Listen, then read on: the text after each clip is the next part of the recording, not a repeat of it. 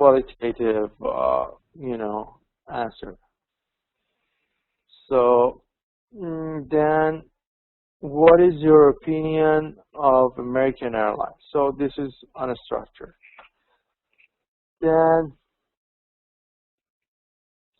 let me just pause and see if there's any questions so far.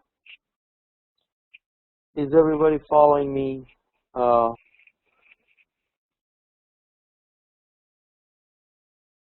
Are there any questions so far? Okay. The only thing is I forgot to record it, so let's do a quick review from the beginning.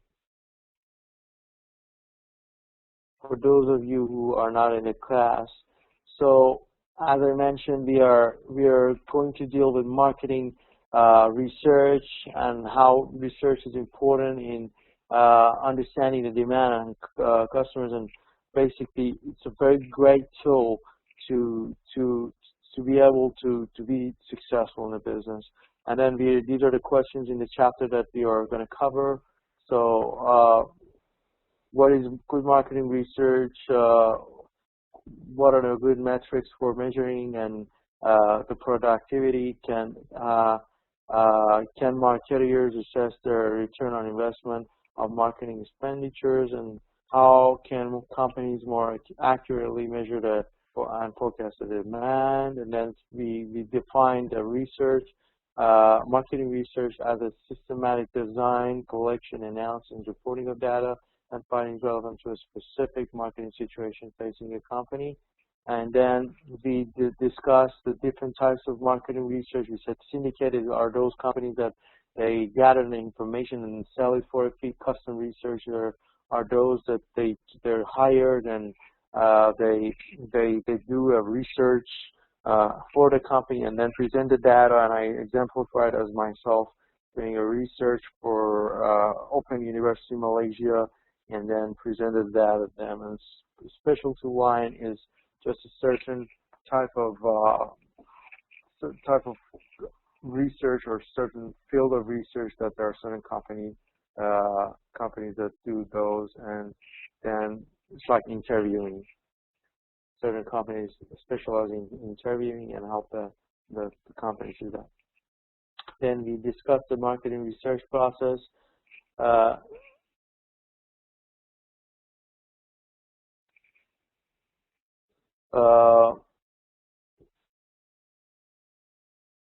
Yes, define the problem. First, we need to define a problem, then develop the research plan, collect information, analyze the information, present findings, and make decisions. So basically, we have different problems. I mentioned like a problem of, let's say you are losing your customers. We have an attrition rate of 10%, so that's a problem.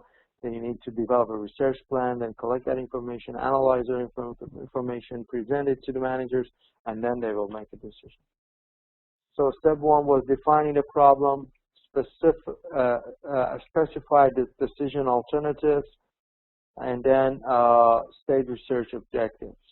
So that's also very important to have some objectives for your research. What this, let's say, research will help you to understand why your customers are leaving you, what are the factors causing them to leave, and what are the factors that could stop them from leaving. And then step two, data sources. What are the sources of data? What research approach, research instruments, or those tools that you use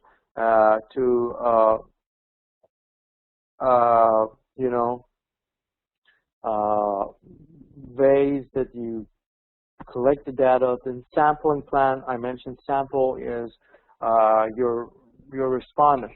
In order for you to have your respondents, you sort of use a plan to organize your respondents. And then the contact method is the way that you contact your respondents.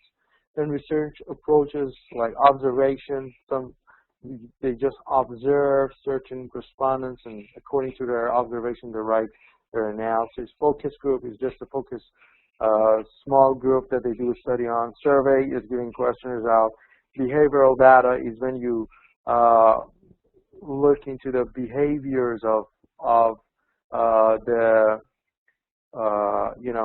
the customers, and according to that behavior, you sort of come to an understanding. And then experimentation is the most scientific version, where you study a cause and effect relationship and help the managers to make better decisions.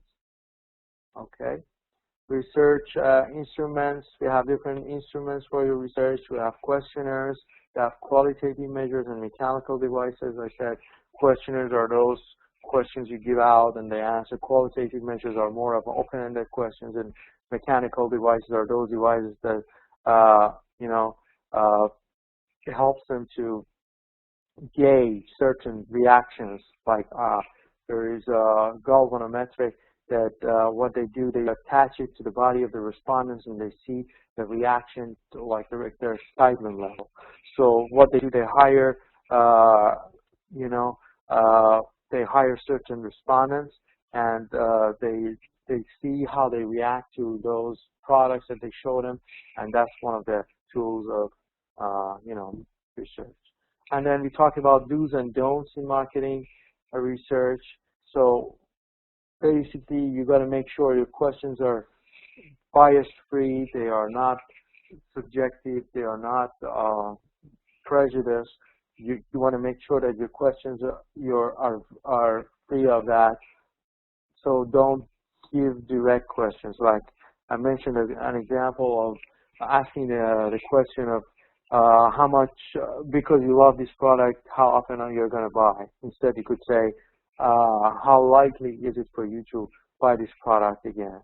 So try to avoid giving them directions, negative, try to avoid it. Make questions simple, try to be simple, and then make questions as specific. Make sure that you're asking a specific question. You're not asking a general question, because respondents would be confused. And then avoid jargons, like certain technical term that you use and you think everybody knows is not the case, because the respondents, many of them, probably they might not know. And I don't understand question are not leading. What do you mean by that, Mr. Abafa? Then avoid sophisticated words. Try to be simple. Keep it as simple as possible. Try to avoid ambiguous words. Avoid negativity, and then avoid hypothetical assumptions. Don't assume that the customer knows something or you know something. Try to be as specific, and whenever you ask a question, be very simple. And if it's a verbal question, make sure that they hear it properly. And then use mutually exclusive categories, which means that each question is unique to itself and it's not like common questions.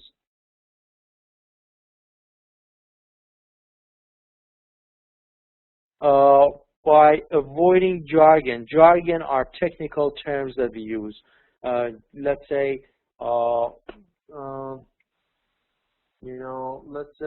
let's say in bank, time accounts are those accounts that they have a maturity for them, and when they invest, they have to keep them for a while, and then according to that, they earn interest rate.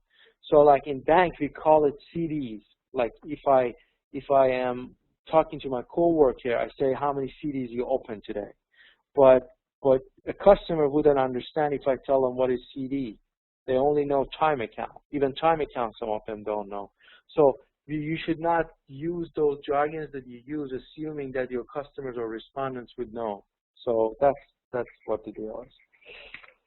Then allow for other in fixed responses. So always put other in your questions. Sometimes you have 4 or 5 choices, and then there's no other. So customers would get confused and say, okay, none of these are my answers, so what should I do? So you put other and they write their own answer. Then we discussed the dichotomous type of questions, which is yes, no questions. Then we have, multiple choice, which is, different types. You can just choose one of them.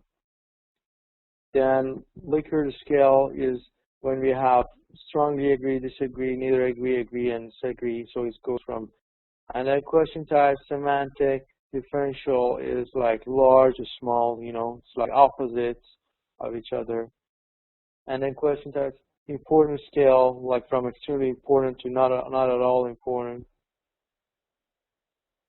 Then rating scale is from excellent to poor, so they rate the product or service. Intention to buy, like definitely buy, probably buy, or definitely not buy. Then unstructured, which is a sort of we call it qualitative, which is open-ended questions. You just pose a question to the respondent, and they will answer according to what they feel like answering. So basically, you're not giving them any guidelines. You just leave them with the question, and they answer the way they like.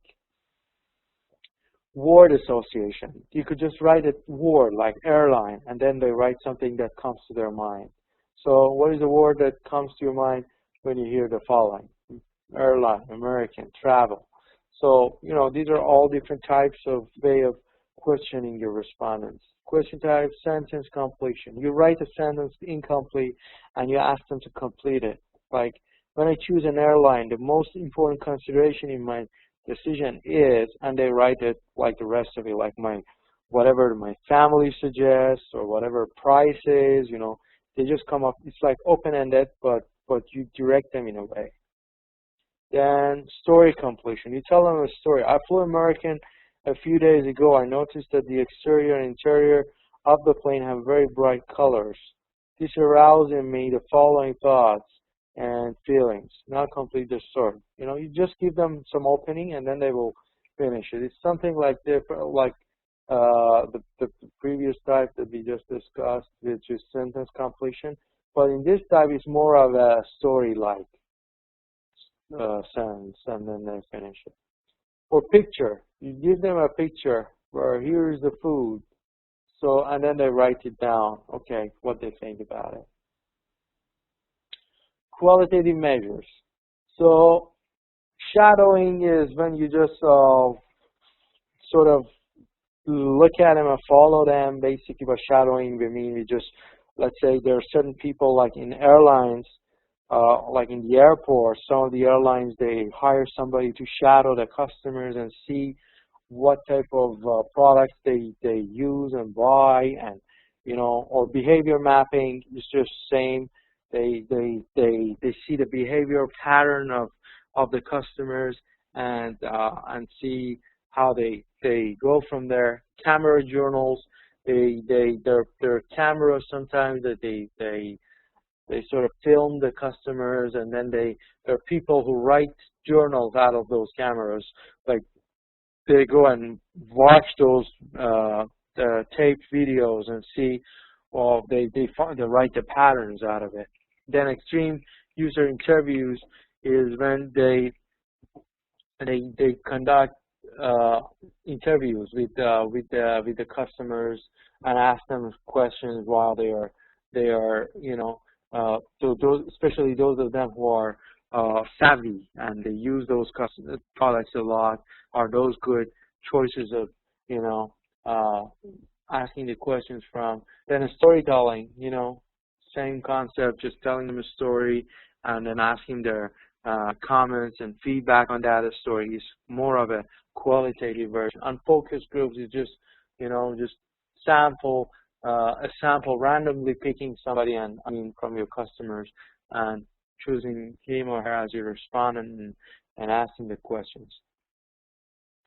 Okay. So just not to go so very fast, are there any questions so far? I had to cover for those 15 minutes in the beginning that we had in class because the record was not on, so I had to put it on the record for those of you that are not in the class. Okay, camera journals, Ms. Masuda, is when the videotape the customers, and then there are people who write down the stuff from the camera. Let's say you come to the shop, and then first thing you do is you just look at the promotions and then get the cart and go to this section. So there are people who watch those and write it down. So that's the journal of those cameras that they write. And then mechanical devices, as I mentioned, these are all different type of mechanical devices that are used nowadays to make sure that that certain patterns of the customers are engaged. So the first one I mentioned, it sort of measures the interest and emotions in the customer. Then all these different technologies they have, each one of them they have a different use, and like some of them study the eye movements. Your movement of the eye basically has a meaning to it, and they sort of analyze it, like the tachystoscopes flashes and add a subject with an exposure interval that may range from less than 1/100th of a second to several seconds. So after each exposure, the respondent describes everything he recalls, and then I can study respondents by eye movement. So these are all different, tools like audiometers. You say something, and then they sort of like gauge your level of excitement in your voice. Then GPS, like GPS, a lot of products like Apple phones or cell phones, they have GPS on them. So they are just relaying and sending information how often you use it, and sending those information to the headquarters. And according to those information, they make amendments and changes on their product. So these are all different technical devices.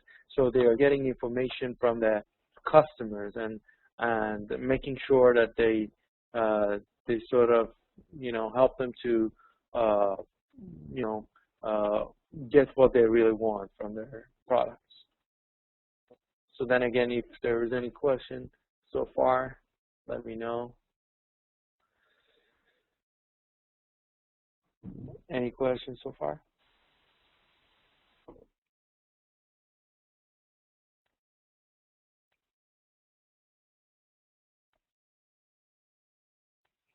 Okay.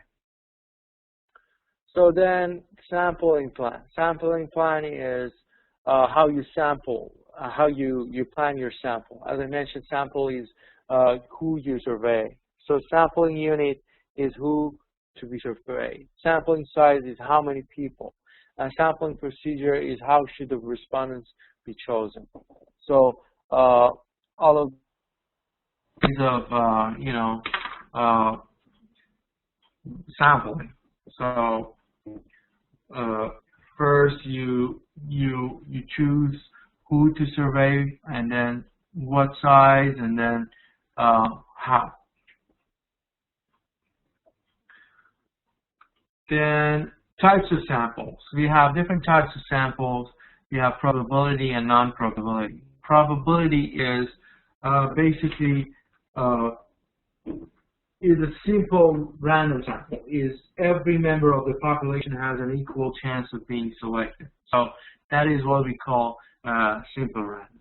The stratified random sample is when you divide it into mutually exclusive groups, like age groups, like from 10 to 20, 20 to 30, 30 to 40, that kind of a thing.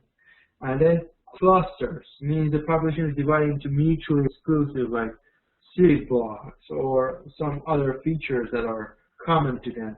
And the researcher draws a sample of the group to interview. And then non-probability sample, we have convenience sampling, where the researcher selects the most accessible population members.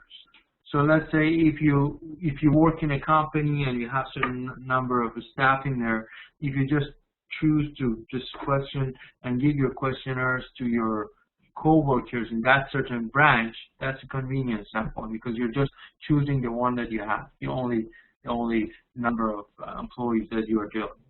Then judgment sample is when the researcher selects population members who are good prospects for accurate information. Like you choose these certain number of respondents and say, I want these people to answer my questions, maybe because they are like managers or whatever reason that you have.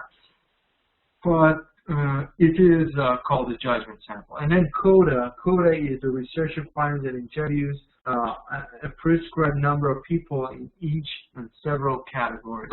So CODA means you get certain number of people from all different categories. So every category gets the CODA of the whole sample. That's why you call it CODA. Then contact methods. How you contact your respondents is also important. You use mail questionnaires, telephone interview, personal interview, online interview. All these ways of contacting your response and getting back some feedback from them and like gathering information is your different approaches. So characteristics of good marketing research. So you use scientific method, research creativity, multiple methods, interdependence, value and cost information, healthy skepticism, ethical marketing. So what do we mean by that? So by scientific method, we mean effective marketing research that uses the principles of the scientific method, which is careful observation, formulation of hypothesis, prediction, and testing. So this is basically one of the most famous and mostly practiced version of research nowadays. So scientific method, and a lot of the information and research that you see published nowadays in marketing magazines is out of the scientific method. Then research creativity is a marketing research that develops innovative ways to solve a problem. Like a clothing company catering to teenagers gave several young men video cameras, then used the videos for focus group held in restaurants and other places teens frequent. So, certain ways, like innovative ways for you to conduct your research is research creativity. Multiple methods is when you use over reliance on one method and you try to use and mix all different types of methods together. Then interdependence is your researchers recognize that data are interpreted from underlying models that guide the type of information to solve. So basically what we mean by that is they understand what type of analysis they are required, so they just go and focus on that certain type of data collection. Then value and cost information is researchers show concern for estimating the value of information against its cost. So costs are typically easy to determine, but the value of research is harder to quantify. It depends on the reliability and validity of the findings and management's willingness to accept and act on those findings. And then healthy skepticism is marketing researchers show the healthy skepticism toward some assumptions made by managers about the marketing works, and they alert to the problems caused by marketing myths. So basically, it's when you are sort of questioning the general idea or general thought or general manager or management level idea about something, and your research is going to prove them wrong. So ethical marketing is marketing research benefits both from a sponsoring company and its customers. So the misuse of marketing research can harm or annoy customers. So let's say many companies, without the consent of the consumers, they give information, their private information, to other companies. So that's what we call unethical marketing. By ethical marketing means that everything should be done with the knowledge of the consumers. Let's say if you're running a survey and getting their customer satisfaction, you've got to always ask them and get their permission first. So if they say no, you can't just do it and then say, okay, even though they said no, but we're going to use it. So that's unethical. Research has to be ethical. Okay, so far, are there any questions?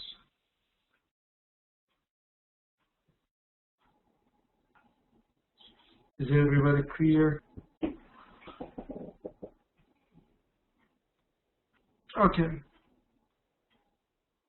So some of the marketing metrics, these are different stuff that marketeers will always try to learn and understand from their customers.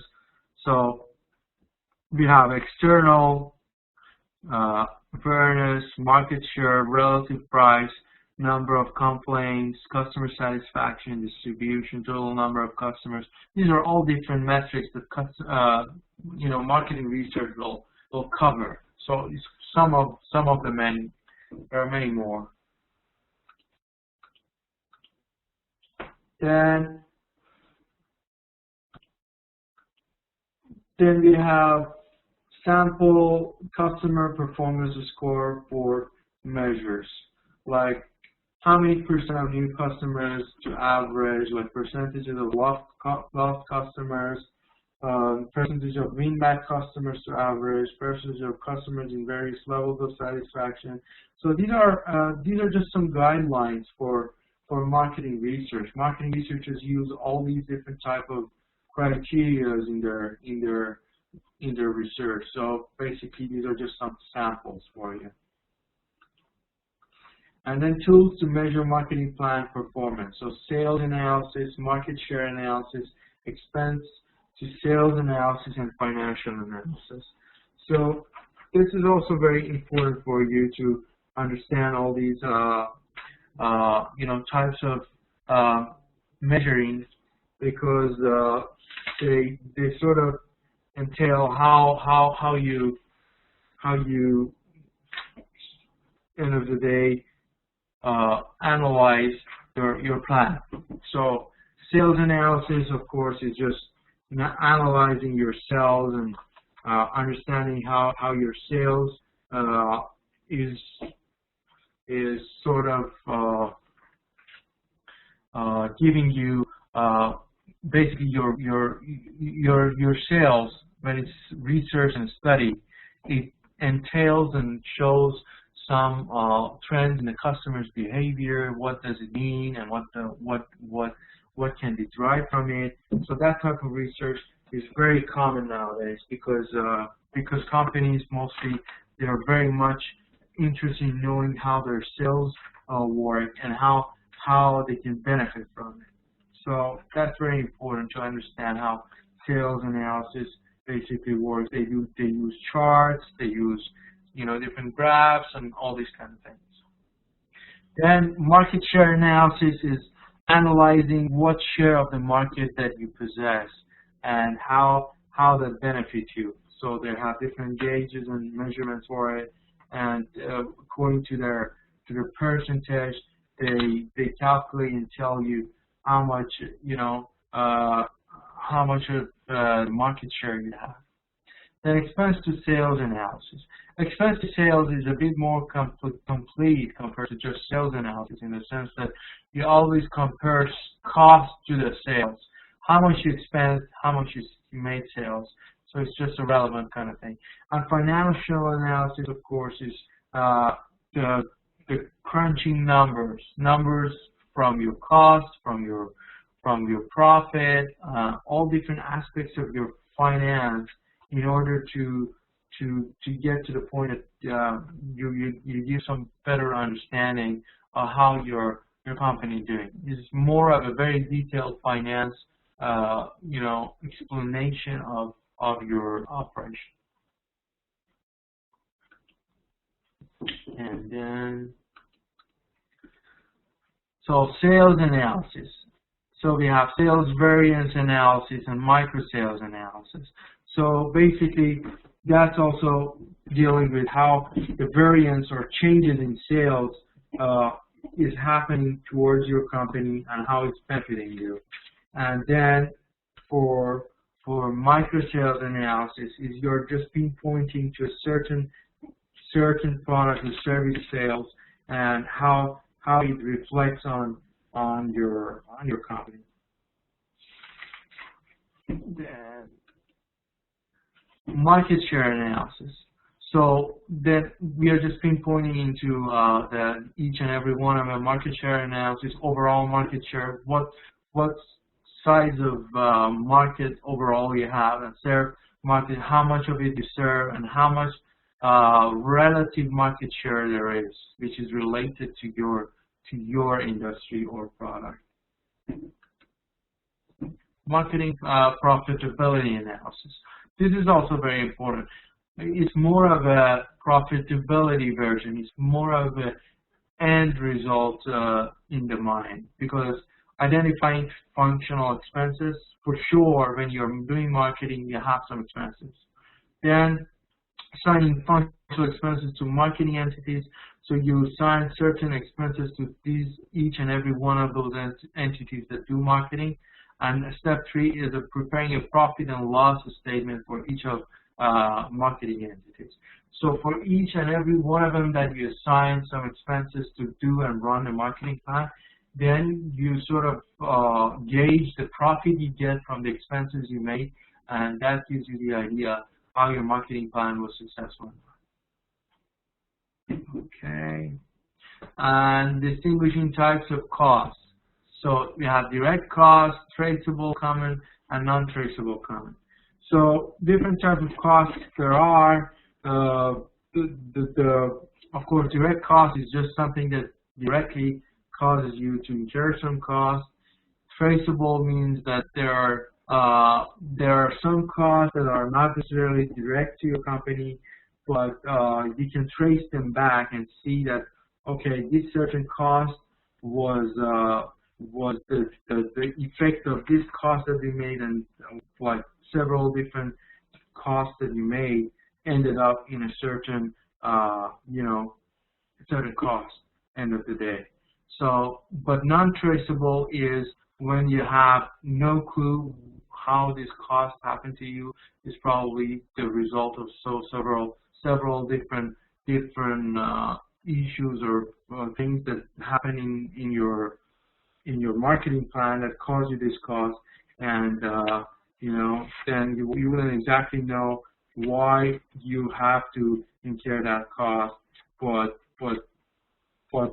they are part of your cost, so you have to sort of keep that in mind.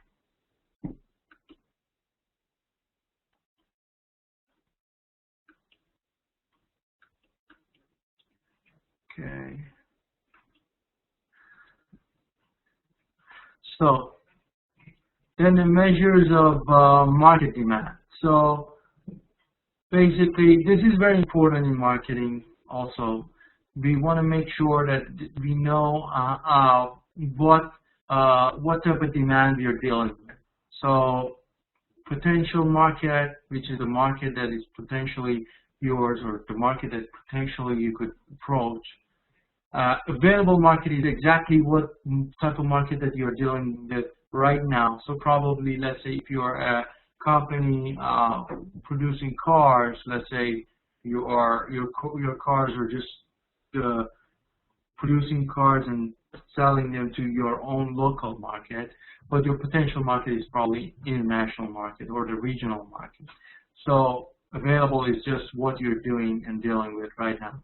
And then target market is where you want to go in the future. So probably you're just doing local, then you want to go regional. And then penetrated market is where you haven't been yet, but you're almost there. You have started your marketing, and you're there, but it's not available to you yet. So these are different types of markets that we deal with. Then estimating current demand. So total market potential, area market potential, and so we have all these factors to it. Total market potential is potentially the whole market that you're dealing with. Area market potential is market buildable method and multiple factor index method. So these are different methods of doing the marketing. Total market potential is the maximum amount of sales that might be available to all the firms in an industry. And area market potential is Those companies must allocate their marketing budget optimally among their best territories. They need to estimate the market potential of different cities, states. So there are two different methods for it. So one of them is market build-up method, which is calls for identifying all the potential buyers in each market and estimating their potential purchases, and then do an analysis for it. But multiple factor index method is like business marketeers, consumer companies also need to estimate area market potential, but the customers of consumer companies are too numerous to list. So this method most commonly used is they use a straightforward index method, which shows the percentage of the brand, percentage of the sales, and then all these different factors like brand development index. So brand development index is dividing the percentage of that brand to the category and multiplied by percentage, by 100. So these are all technical ways and tools for corporations to to gauge their marketing. And then estimating future demands, how they estimate by surveying the buyer's intentions, like their intention to buy, and then sales force opinions, expert opinion, past sales analysis, market test method. So these are also different type of approaches. So by survey of buyers' intentions is forecasting or anticipating what buyers are likely to do under a given set of conditions. Then comes to sales force opinions. When buyers interviewing is impractical, then the company may ask its sales representatives to estimate their future sales. So it's more of an estimation. And then past sales analysis is when firms can develop sales forecasts on the basis of past sales. So according to the past, they come up with a future forecast. And then market test method is when buyers don't plan their purchases carefully, or experts are unavailable or unreliable. So then, they establish a product sales in new distribution channel or territory. So versus probability scale. So these are some examples, like intention to buy, slightly possible. These are some examples of how the questions would look like. Okay. So this is the end of this chapter. So what I like to do, I wanted to cover it first, and then we need to do some group work together. So I want you to start from here.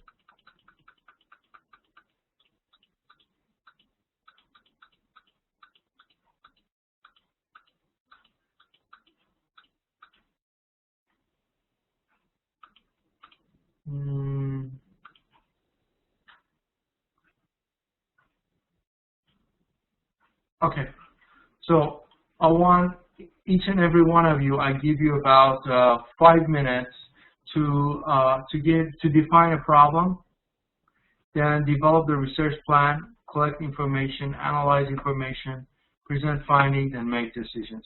So this is just, it's different from your task. I want you to do it in the class, and then if all of you could write it down in the chat box. You want to do some discussion here. It's not necessarily, it's different from the task that you email me. It's just, we're going to have a group discussion here. So please define a problem. It could be from your company or anywhere, and then develop the research plan according to what we learned from the slides. Then how you're going to collect the information. Tell me if it's qualitative, quantitative, and then just tell me what sort of analysis you want to use. and then presenting findings and decisions is like for future. But the first four, I want you to just write it down in the chat box. I want everybody to write it down. So I give you 5 minutes, and then we'll have a discussion. And if you have any questions, please just feel free to ask me.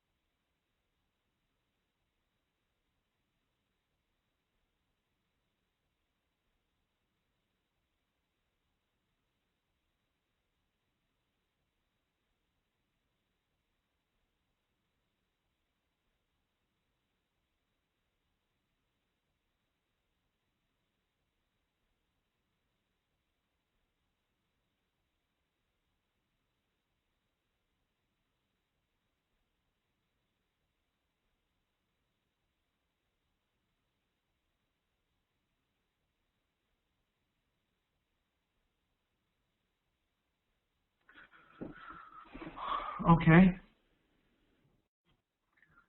So I'm still waiting for you to write it down for me.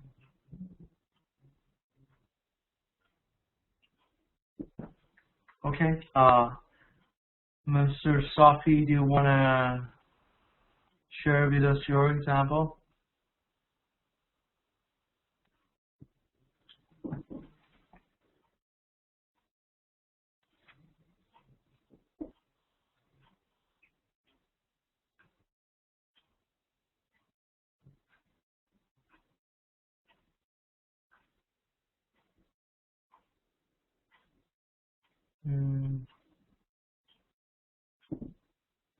Okay, please go ahead.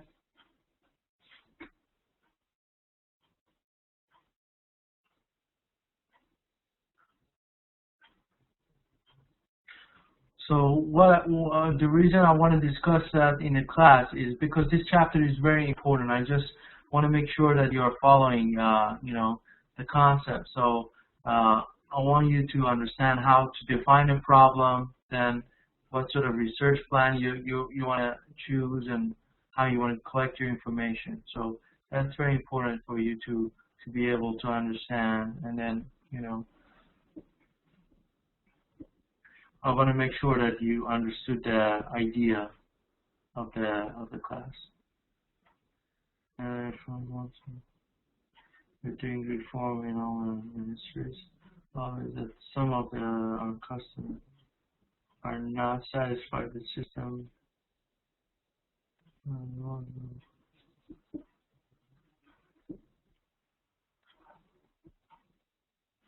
Yeah, okay, very good.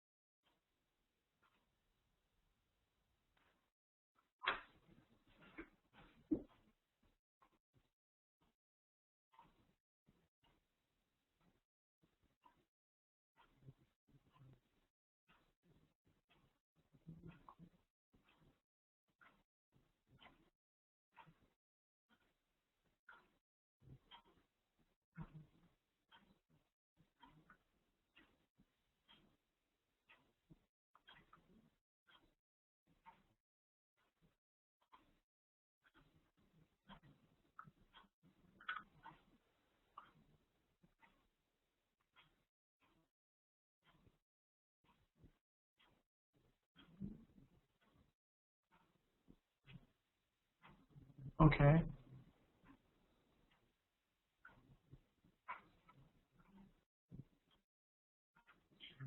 Providing quality services to the public, plan lack of.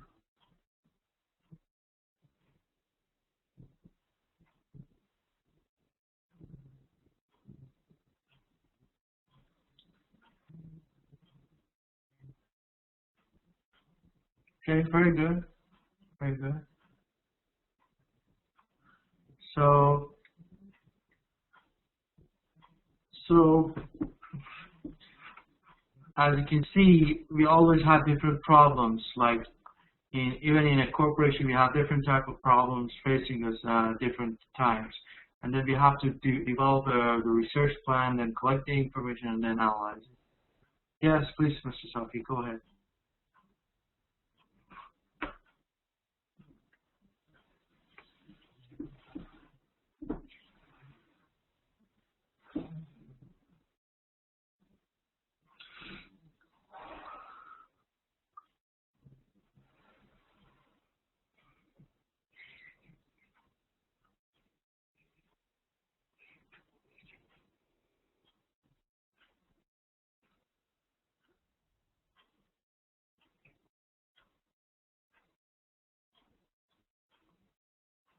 Please.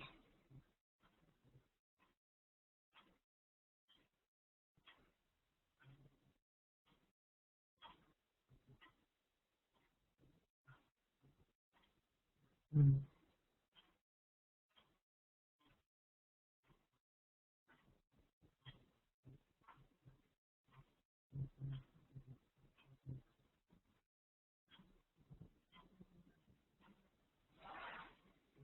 Okay.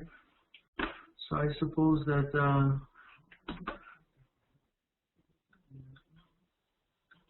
okay. Plenty of business have low quality gadgets, but good peers that are attract customers. Difficult to find marketplace.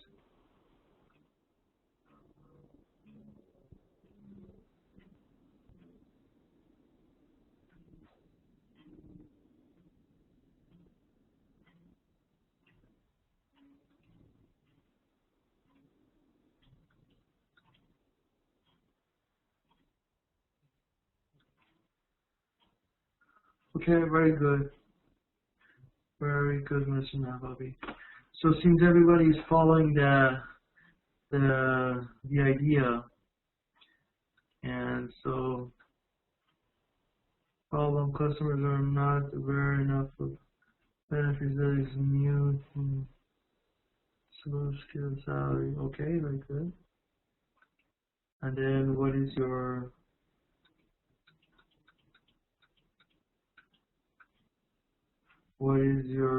research plan, and then how do you want to collect your information?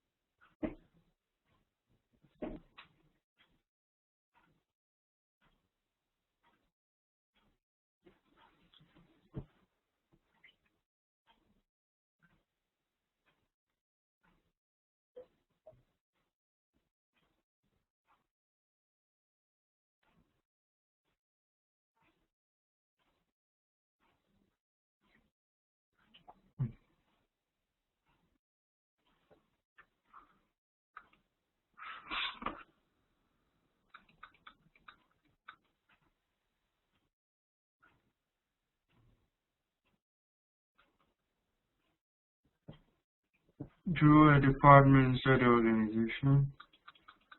Okay, here you go. Okay, so do you have any questions from this chapter? Is everybody clear? Shall we go to the next chapter?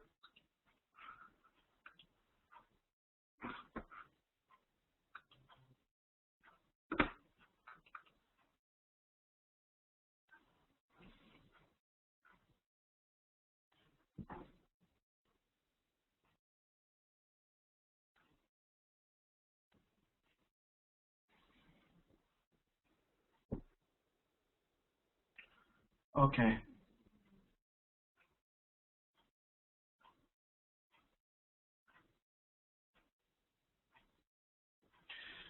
So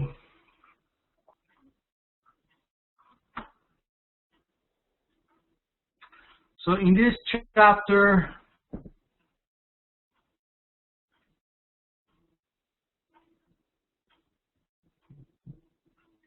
okay, very good. So in this chapter, we want to talk about creating customer value and satisfaction and loyalty. So then again, we're talking about value and customers' value, and then how to satisfy customers and finally make them loyal. So chapter questions: what are customer value or satisfaction, loyalty, and how companies deliver them? What is the lifetime of customers? So, and how can companies both attract and retain customers? And then, how can companies deliver total quality, and what is database marketing? So these are the questions that we're going to answer at this chapter. Loyalty. So what do we mean by loyalty? It's a commitment to rebuy and repatronize a preferred product or service in the future, despite situational influence and marketing efforts having the potential to cause a switching behavior. So loyalty is when you commit yourself to rebuy or repatronize a certain product or service from the company, even though you might find options that from time to time you might consider switching, but because you make that decision to commit yourself to that certain company or certain type of product, you will keep on buying it despite the fact that you might get better deals elsewhere, but just because you make that decision. So that's very simple. That's the loyalty. Then the value proposition is the whole cluster of benefits the company promises to deliver. It's called value proposition. So it's the whole number of benefits that you promise you provide to a customer. It is called value proposition. Then measuring satisfaction. So customers always want to measure their customer satisfaction and see how satisfied they are. So what they do periodic surveys, customer loss rate, and mystery shoppers, and minor competitive performance. Monitor, sorry. So what they do once in a while, they run surveys. They conduct surveys. They choose some respondents and ask them questions about how satisfied they are. They see how many customers they are losing. Their attrition rate is one of the best ways to understand and see how the customers are, how much satisfied they are, because if they're satisfied, for sure they will leave the company, and if they're leaving, so that tells you a lot about the satisfaction rate. And then mystery shoppers. Mystery shoppers is what like McDonald's started in the beginning. It is when somebody will go and pretend to be a customer and see how they help or serve him or her. And according to that, he or she will gauge the performance of that certain branch or sort of employee. So it has become very common nowadays. It's pretty common. I also used it in that research that I was doing for Open University. So I did mystery calling. I would pretend I'm a student and I would call the centers or departments of the university and see how they help me to solve my cases. So it's becoming more of a common thing nowadays. It's not just for marketing anymore. They do it for service as well. And then monitoring competitive performance. You want to always monitor your performance. So how you perform and how that affects your performance.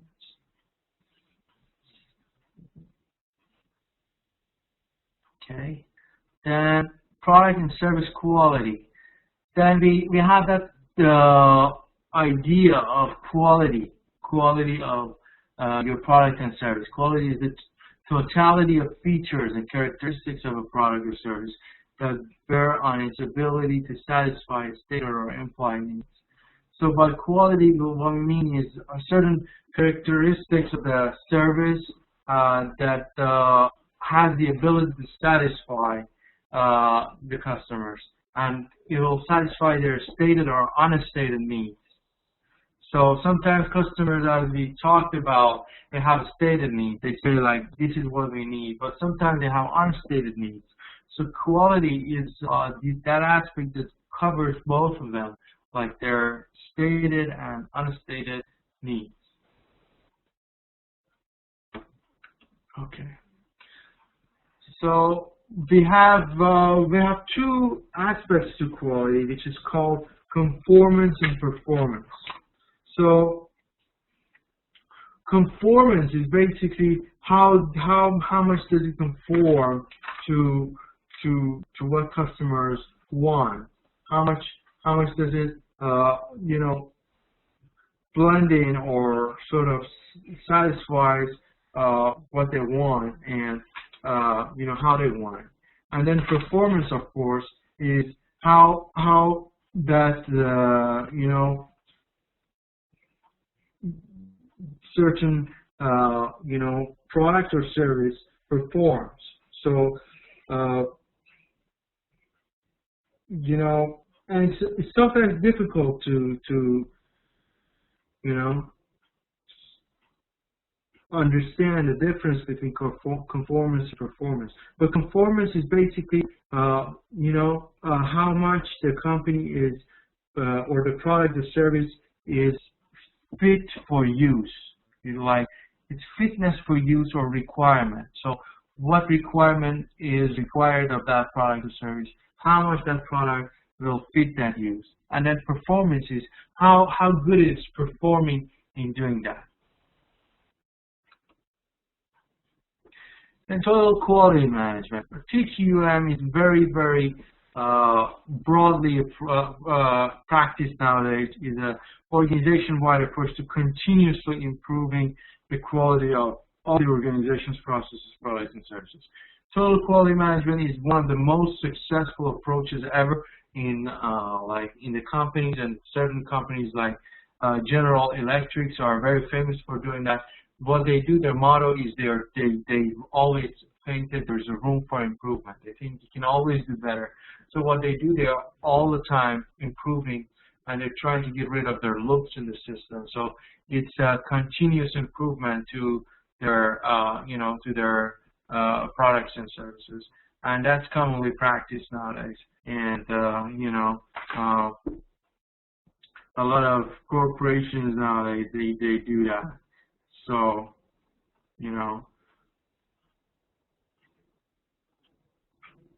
it's very, very common. Then maximizing customer lifetime value. This customer profitability is when customers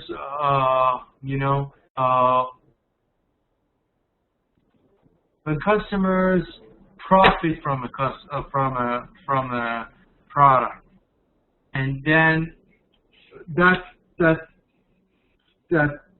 benefit will help them to decide to come back and get and buy the product again. Then that's probably one of the reasons they will come back and get that again. So it's basically your relationship with the customer, how you're managing profiting your customer, because of course you're profiting as a product or service developer, but at the same time the customer, by getting the product from you, is also benefiting. So then the customer equity, which is like what sort of expense and amount of incurring of expenses the customer has to make sure that the product and service is available to him. So in a sense, you provide the customer with that product, make sure the customer benefits from it, and then there is some lifetime value that you provide for that customer. So maximizing that lifetime value is your intention. You are trying to make sure that the customer gets the most out of that product. So sometimes there is this concept within the corporation that they just want to offer a product or service to a customer, and by just giving the product, they think that the job is done, if you will. But basically, the fact is, customers are not looking for just getting the product or service from you. They are looking at a lifetime value that they get from your product or service. So that's a very important concept to understand, because customers have they have a lifetime of stream of revenue and cost. So it's like it's a give and take kind of relationship to them, and for them to benefit from a product, it's just much more than just getting the product or service. It's more of a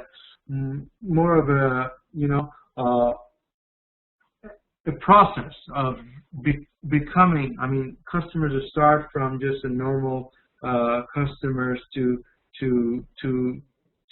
gold customers, or to customers who are who are loyal to your company.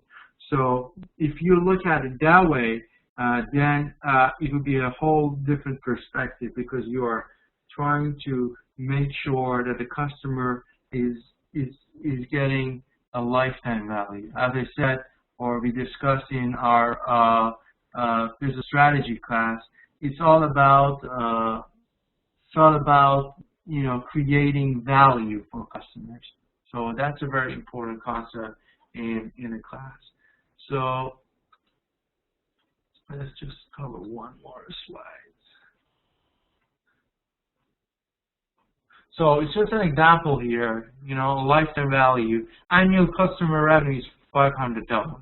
Average number of loyal customers of loyal years is 20 years. So company profit margin is 10. So customer lifetime value will be $1,000. So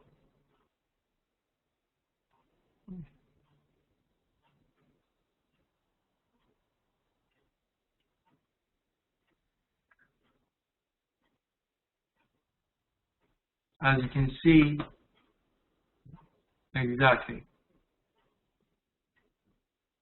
This means it's just the lifetime value of your relationship with the customer. So if you multiply 20 by 500 and then divide it by 10, you'll get at 1,000. But what it actually means is how much profit you gain from the customer in the long term. So as I said, it's the companies are not looking at a certain product to be sold to a customer just at one single point. Now they are looking at a whole relationship with the customer, and all through those years, they are benefiting from the customer, and customer is benefiting from the company. So that's all that matters nowadays. Yes, exactly. Yeah. Okay. So let's stop here. I don't want to give you too much information to digest.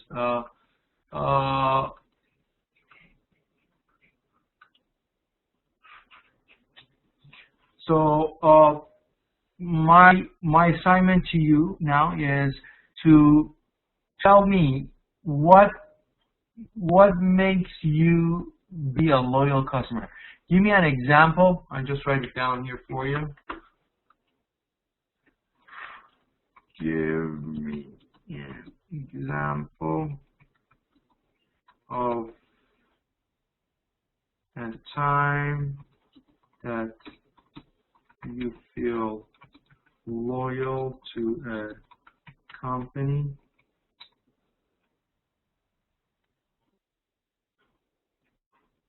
and tell me why.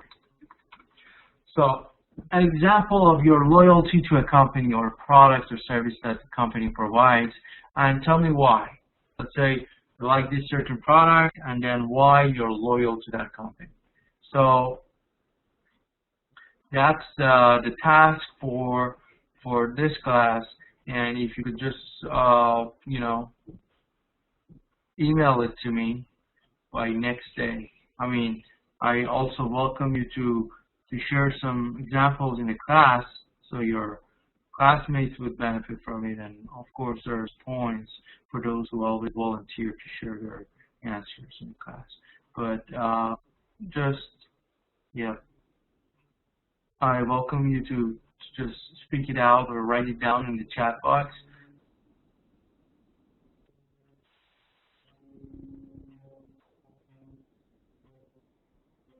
Okay. Very good, Mr. Barak. But for your reason, I need more explanation. Like, it manufactures the best electronic productions. Give me more explanation why you are loyal to them.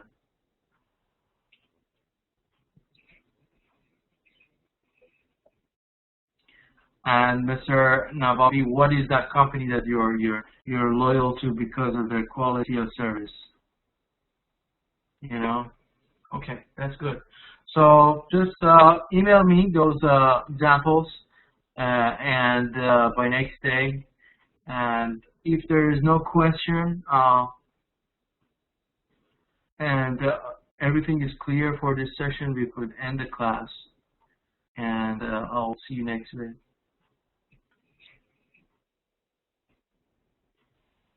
Yes, that's what I mean. But you feel loyal. I mean, it's not just necessarily what you always buy, but you feel loyal. I mean, let's say if they are even a bit more expensive, you would still rather buy from that certain company. It's like you feel a sense of belonging to that company. And then I would rather no imaginative company. Please give me a real company and real product. I don't want imaginative products. I want one specific product and or company that you're loyal to. It's not just imagination. I want a real example because I want you to be able to specify what makes you be loyal to that sort of product. So no imaginative company or product, a real company that you're loyal to and why. Okay. So with that, I will end this session, and I thank you for your attendance in the class, and I hope I see you all next week in the class. So you have a wonderful week, and I'll see you soon.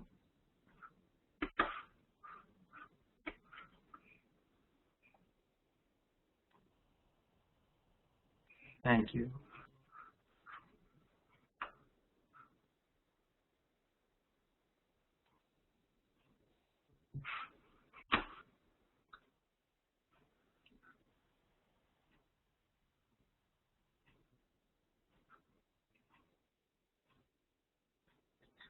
Good luck to you all.